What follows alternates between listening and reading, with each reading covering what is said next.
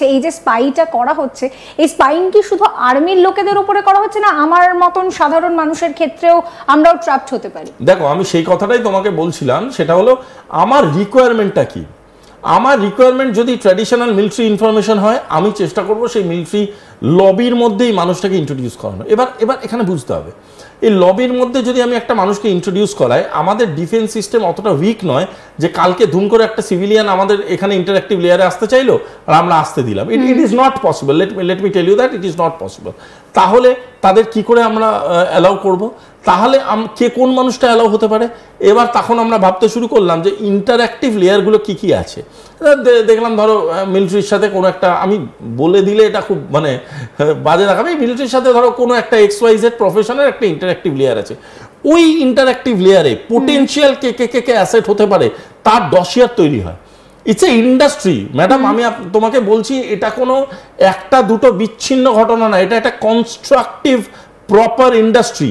এখানে ডসিয়ার তৈরি হয়, মানে সিভির মতো তার কি প্লাস পয়েন্ট, তার কি নেগেটিভ পয়েন্ট, সে কি কি পারে, সে কি কি পারে না, তার উইক পয়েন্ট কি, তার বাড়ির লোক কে কে আছে, সে তার ইতিহাস কি, পুরো ডেটা। শুধু না, তোমার একটা ক্যারেক্টার প্যাটার্ন তৈরি করা হয় যে তুমি কি কি করতে পারো, তুমি কি কি মেডিকেল ইস্যুস হতে পারে, তোমার আগামী দিনে কি কি মাইন্ডসেট হতে পারে, তোমার মাইন্ডের একটা প্যাটার্ন তৈরি করা হয়। There is a subject call neuro linguistic programming, যেখান থেকে তোমার এন্টায়ার বডির প্যাটার্ন, এন্টায়ার তোমার স্পিকিং প্যাটার্ন, এন্টায়ার তোমার ডায়ালেক্ট প্যাটার্ন, ন্যারেটিভ প্যাটার্ন, তোমার মাইন্ডের প্যাটার্নকে রিড করে বোঝা হয় যে এ কতটা আমার কাছে পোটেনশিয়াল একটা অ্যাসেট হতে পারে।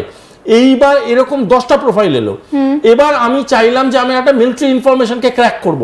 এই 10টার মধ্যে সব থেকে এফেক্টিভ কে হতে পারে? দেখা গেল নাম্বার 3। আমি এই নাম্বার 3কে তখন আমি শর্ট ডাউন করলাম। এবার এই নাম্বার 3 যদি পুল ইন হয়ে গিয়ে থাকে, পুল ইন মানে আগে থেকে আমাদের সাথে মানে কানেক্টেড হয়ে গিয়ে থাকে, আমাদের বলতে আমার কথা বলছি না, আমি কথার ক্ষেপে বলছি আর কি। যদি পুল ইন হয়ে গিয়ে থাকে, সেই মানুষটাকে তখন কি করা শুরু হয়? ট্রেনিং দেওয়া শুরু হয়। সেরকমভাবেই ট্রেনিং দেওয়া শুরু হয়, যেই ট্রেনিংটাকে ব্যবহার করে সেই মিলিটারি মানে ফেসিলিটিটা বা মিলিটারি ইন্ডিভিজুয়ালকে ক্র্যাক করবে, বা তার থেকে কোনো ডেটা এক্সচেঞ্জ করবে, কিংবা তাকে জাস্ট এক্সপোজ করবে, আর কিচ্ছু নয়। এই যে গোটা ঘটনাটা ঘটলো, এই গোটা ঘটনাটা আমি শুধু একটা মিলিটারি এক্সাম্পলে বলছি। এবার ধরো সিভিল এক্সাম্পল, 120 সিভিল এক্সাম্পলস হতে পারে। আমি একটা এক্সাম্পল দিচ্ছি, এটা ভয়ভীত করার জন্য কিন্তু এই শোটায় আমি কথাগুলো বলছি না, আমি খুব প্র্যাকটিক্যাল কথা বলছি। আমাদের এখানে পশ্চিমবাংলায় শুধু না, ভারতবর্ষের যে কোনো তুমি বড় মেট্রোপলিটনে যাও, গিয়ে দেখবে প্রচুর এনজিও থেকে ডেটা নেওয়া হয়। যারা ডেটা নেয় তারা কিন্তু বেসিক্যালি খুবই বাচ্চা ছেলে মেয়ে, তারা ওই কলেজ পাস করেছে ডেটা দিচ্ছে। এই ডেটাগুলোকে নিয়ে তারা কি করে? তারা ব্যাক এন্ডে গিয়ে কোনো একটা অফিসার আছে, তাদের স্যার আছেন, তাকে গিয়ে ডেটাটা দিয়ে দেয়। ইভেন ওই স্যার কি করেন, স্যার ওই ডেটাগুলোকে যেমন যেমন একটা ফর্ম প্যাটার্নে আছে, ওই ডেটাগুলোকে আপলোড করে দেয়। এর থেকে বেশি আর কিচ্ছু না। এবার ধরো আমি ওই ডেটাবেসের অ্যাক্সেস পেয়ে গেলাম, বা অটোমেটিক্যালি ওই ডেটাবেসের মাল্টি অ্যাক্সেস দেওয়াই আছে। তার মানে একটা তো এনজিওর কাছে ডেটাবেসে গেল, আমি ধরেই নিলাম তর্কের খাতিরে যে ওই এনজিও যে ডেটাটা কালেক্ট করছে ওটা ভালো কাজের জন্য করছে, সমাজের ভালো কাজের জন্য করছে। কিন্তু যদি ওটাকে আমি ক্র্যাক করে মাল্টি অ্যাক্সেস পেয়ে যাই, তখন কিন্তু আমার কাছে অন্তত লক্ষাধিক মানুষের ডেটা থাকছে, যে ডেটা থেকে আমি অ্যানালাইসিস করতে পারি তাদের রোজগার কত, অ্যাসপিরেশনস কি, কালকের ডেটে কি করতে চাইছে, কে কে ফ্যামিলিতে আছে, সেই ফ্যামিলিতে তাদের বয়স কি, তাদের ম্যাগনিটিউড কি, তাদের ওয়ার্ক কি, এভরিথিং। এই ডেটাটাকে কিন্তু আমরা পোটেনশিয়ালি ইউজ করে আমরা আমাদের পেনিট্রেশন স্ট্র্যাটেজি বানাতে পারবো। আমরা বুঝতে পারবো যে এক্স্যাক্টলি কোথায় কোথায় সমাজে আমি হিট করলে এই দেশটা বা এই রাজ্যটার কিন্তু খুব প্রবলেমের মধ্যে পড়ে যাবে। ধরো কোথাও গিয়ে এডুকেশন নিয়ে আমি দেখতে পাচ্ছি প্রচুর কমপ্লেন আছে, বা হেলথ কেয়ার সিস্টেম নিয়ে প্রচুর কমপ্লেন আছে। আমি কি করব? ওই ডেটাটাকে ভালো করে অ্যানালাইসিস করব। করতে করতে করতে করতে কি দেখলাম, আমি গিয়ে দেখলাম ওদের ওখানে প্রাইমারি হেলথ কেয়ার নিয়ে প্রবলেম আছে। এবার আমি কি করলাম, 10-5টা অ্যাসেট ডাক্তারকে হাতে নিয়ে নিলাম। 10-5টা অ্যাসেট ডাক্তারকে হাতে নেওয়ার সাথে কি করলাম, কিছু হসপিটালকে আমি মাথা থেকে কাছে নিয়ে নিলাম। এবার এমন কিছু ঘটনা ঘটালাম যেখানে একটা হেলথ কেয়ার ডিসপুট তৈরি হয়ে গেল। এই ডিসপুটটা কি করলো, সমাজের মধ্যে এমন একটা মানে রাকার সৃষ্টি করে দিল, গোটা সমাজ কিন্তু ওলট পালট হয়ে গেল। ওলট পালট সমাজ হয়ে গেল মানে কি, তার এফেক্টটা ডাইরেক্টলি গিয়ে পড়লো গভর্নেন্সের উপরে। গভর্নেন্সের উপরে এফেক্ট পড়লো মানে কি, একটা সিভিল ডিসোবিডিয়েন্স হলো, সিভিল ডিসোবিডিয়েন্স হলো, গভর্নেন্সের উপরে এফেক্ট পড়লো মানে কি, একটা আনস্টেবল সিনারিও হয়ে গেল বিটুইন গভর্নমেন্ট এন্ড পিপল। তার মানে কি হলো, গভর্নমেন্ট তখন ওটা নিয়ে ব্যস্ত, এই সময় আমি বর্ডার লাইনে এমন কিছু একটা ঘটনা ঘটিয়ে দিলাম, পুরো গভর্নমেন্ট হাক্কা বাক্কা গেল, they don't know what to do. এবং এই গোটা ঘটনাগুলো এত প্রক্রিয়া, এত তার স্পেকট্রাম, এত রকম ভাবে ঘটনা যায়, আনইমাজিনেবল। এবং আমি আবারও বলছি, এইগুলো কিন্তু ভয়ে দেখানোর জন্য বলছি না, ক্ষেত্রে দাঁড়িয়ে যে কথাটা তুমি বলছো যে সাধারণ মানুষের টার্গেট হতে পারে, কি করে বাঁচা যেতে পারে? আর্মির লোকজন বা এই ধরনের অফিসিয়ালস যারা রয়েছেন তারা বেঁচে যাবেন, কিন্তু সাধারণ মানুষ কিভাবে বাঁচবেন? দেখো, আমি একটা কথা বলি, মানে শুনতে হয়তো অবাক লাগবে, বাট যদি ইনি আর্মির কোনো মানুষজন বা ফোর্সের কোনো সোকল লোকজনকে ট্র্যাক করে থাকে বা ট্র্যাপ করে থাকে, প্রচুর ফোর্সের লোকজনের হানি ট্র্যাপের এক্সাম্পলস আমার কাছে আছে।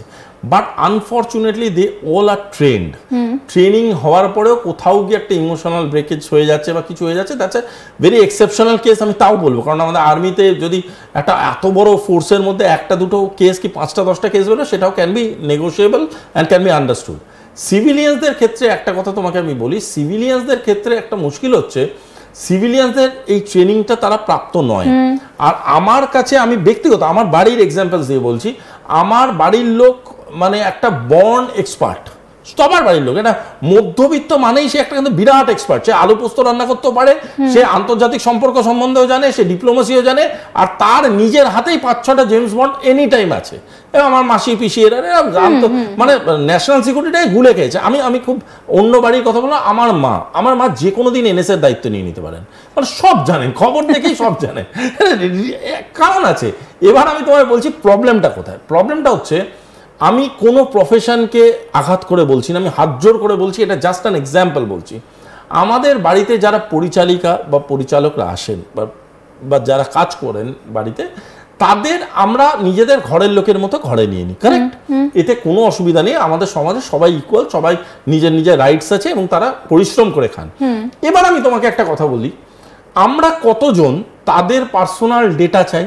আমার মাকে আমি যখন বলেছি আমার বাড়ির পরিচারিকা, যে এটা বললে রীতিমতো লোকে অবাক হয়ে যায়, মানে আরে তারা অবাক হওয়া তো পরের কথা, আমার মা বলছে আমি তার আধার কার্ডের জেরক্স চাইলে তিনি অপমানিত হয়ে যাবেন।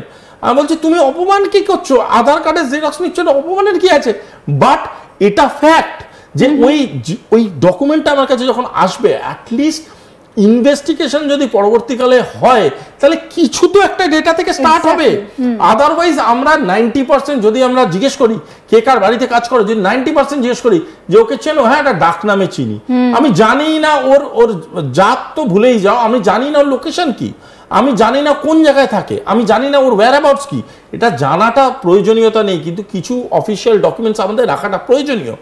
দ্বিতীয় জিনিস, একটা খুব গভীর জিনিস আমি তোমাকে বলছি, আমাদের বাড়িতে দেখবে গভর্নমেন্টের বা গভর্নমেন্ট রিলেটেড প্রচুর লোকজন আসে, রেশন কার্ড আপডেট করাবো, অমুক আধার কার্ড আপডেট করাবো, এই করবো এই করবো। একটা ছেলে চলে এলো, এই ছেলেটি আমাদের যদি পরিচিত হয়, ওয়েল অ্যান্ড গুড, তুমি তার বাড়ি চেনো, পাড়ার ছেলে, অমুক তমুক, that can still be a negotiable factor.